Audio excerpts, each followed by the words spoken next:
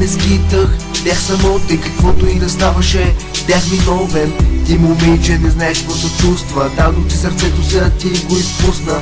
Сърцето ми е разделено, те сега ме остави сам, така е по-добре. Целувам те, но за последно, да сме заедно, вече не е редно. Искам да е както преди, да се останеме приятели добри, но болката в мен не спира да расте, а сърцето ми разкъсано на две. Искам да е както преди, да се останеме приятели добри, но болката в мен не спира да расте, а сърцето ми разкъсано на две. Влюбих се в теб, но не те познавах, да се останем приятели, се надявах. Останах с разбито сърце, сега съм сам, е по-добре. Направи грешка и не мога да си я простя, разпали се душа и не мога да го изгася. Колко още болка ще ми причиняваш, мила ти завинаги в сърцето ми оставаш. Знам какво е от болка да страдаш, болката е голяма и сам оставаш. Съжалявам, но и аз съм страдал, но какво съм преживял, не съм забравил. Страх ме отново да се влюбя и в самотата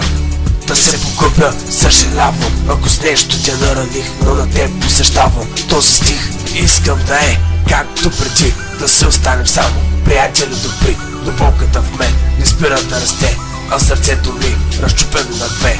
Искам да е както преди, да се останем само приятели добри, но болката в мен не спира да расте, а сърцето ми разкъсано на две.